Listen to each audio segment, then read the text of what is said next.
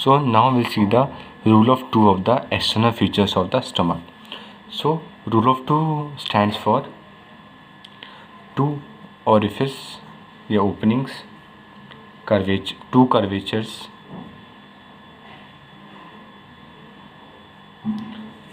2 borders.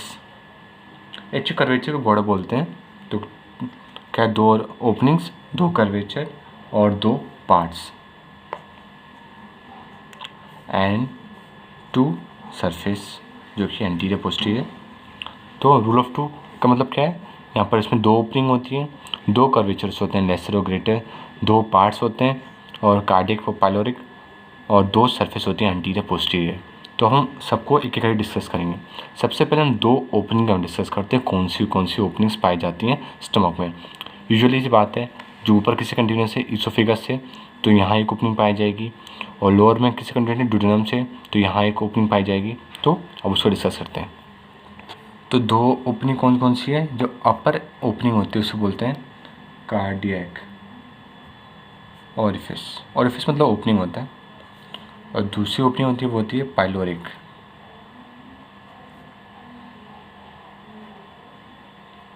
तो अब देखते हैं कि ओपनिंग का लोकेशन क्या है दोनों ओपनिंग्स.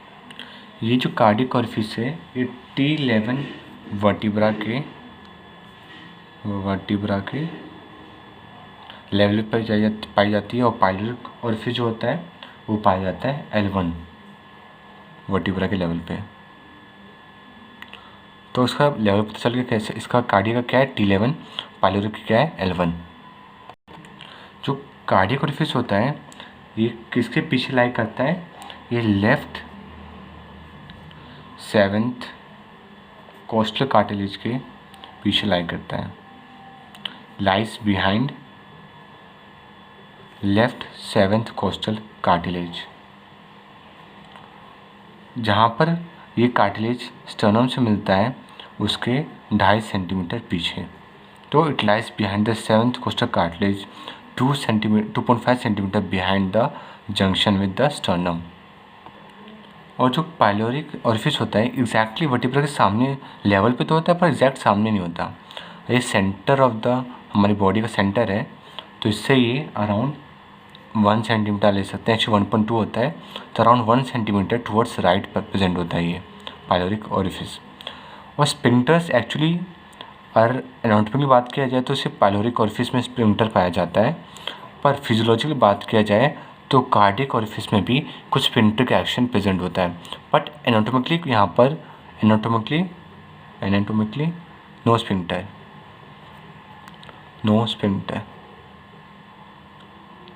फिजियोलॉजिकली स्पिंक्टर का एक्शन प्रेजेंट.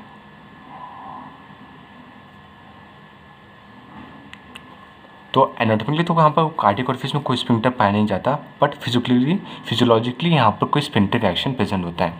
और जो पाइलोरिक ओरिफिस होता है वहाँ पर दोनों तरीके से एनाटॉमिकली और फिजियोलॉजिकली दोनों तरीके से स्पिंक्टर प्रेजेंट होता है. Always sphincter is always present. जो पाइलोरिक ओरिफिस होता है इसको अगर हम सरफेस से देखें तो ये बाहर से पता चल जाएगा कि यहाँ पर पाइलोरिक ओरिफिस प्रेजेंट है. कैसे, 2 रीजन्स की वजह से. सबसे पहला है हमारा एक सर्कुलर ग्रूव पाया जाता है, सर्कुलर ग्रूव जिसे बोलते हैं पाइलोरिक कंस्ट्रक्शन. एक डायग्राम नेक्स्ट जो हम देखने वाले हैं वो है एक्सटर्नल फीचर्स के डायग्राम. तो उसमें मैं आपको सर्कुलर ग्रूव दिखाऊंगा. पाइलोरिक कंस्ट्रक्शन बोलते हैं इसे, जो जिसके नीचे क्यों कंस्ट्रक्शन क्यों प्रेजेंट हो. एक्चुअली कंस्ट्रक्शन आया कैसे, जो पाइलोरिक स्पिंक्टर के जो मसल्स होती हैं वैसे कॉन्ट्रैक्ट करती हैं तो एक गड्ढा टाइप का बन जाता है, ग्रूव बन जाता है, जिसे हम पाइलोरिक कंस्ट्रक्शन बोलते हैं. और जो नेक्स्ट जो है वो है वेन की वजह से, एक वेन ऑफ मेयो. ये पाइलोरिक स्पिंक्टर के सामने इसी ग्रूव में पाई जाती है, इसी ग्रूव के जस्ट फ्रंट में. तो इसे बोलते हैं पाइलोरिक वेन ऑफ मेयो, जो इस कंस्ट्रक्शन के सामने प्रेजेंट होती है. तो हम इसको सरफेस से भी हम प्रेजेंट पता लगा सकते हैं कहाँ पर पाइलोरिक ओपनिंग या पाइलोरिक ओरिफिस प्रेजेंट है.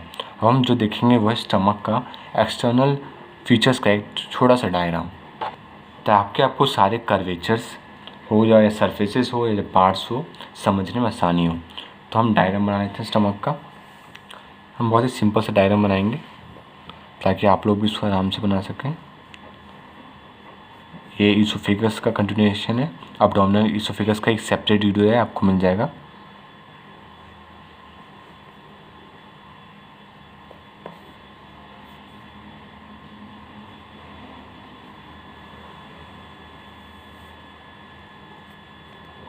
तो यही बन गया हमारा स्टमक। आप एक्सटर्नल फीचर्स शो कर लेते हैं इसमें कुछ, तो अब लेबलिंग कर लेते हैं कुछ। ये नॉच देख रहे हैं, इसे बोलते हैं कार्डियक नॉच या एंगल ऑफ हिस। तो इस पॉइंट का क्या नाम है? कार्डियक नॉच या एंगल ऑफ हिस। जो ये पार्ट होता है यहाँ पर, इसे फंडस बोलते हैं। ये इंपॉर्टेंट क्यों है? यूजुअली यहाँ पर गैस भरी रहती है और आप रेडियोग्राफिक एग्जामिनेशन करेंगे तो यहाँ पर आपको ये पार्ट दिखेगा डायफ्राम के जस्ट नीचे। तो ये फंडस है, ये मेन बॉडी है इसका। ये ग्रेटर कर्वेचर बोलते हैं इसे, क्योंकि ये बड़ा सा कर्व है, इसे ग्रेटर कर्वेचर। और ये छोटा कर्व है, इसे बोलते हैं लेसर कर्वेचर।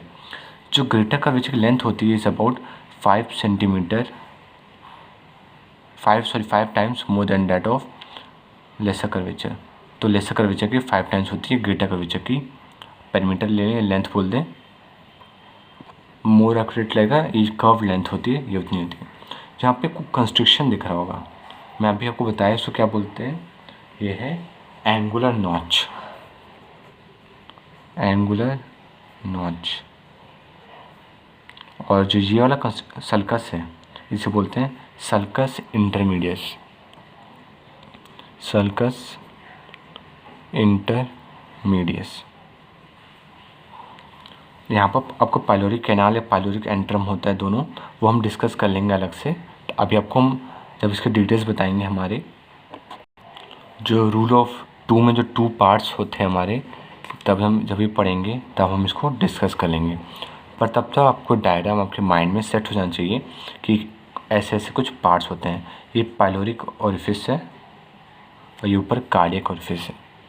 सो ये था उसका डायग्राम स्टमक का, जो आपको आना चाहिए। बेसिक सा डायग्राम, लेबलिंग आसान है, पर लेबलिंग को समझना थोड़ा कॉम्प्लिकेटेड हो सकता है, but you will make it simple.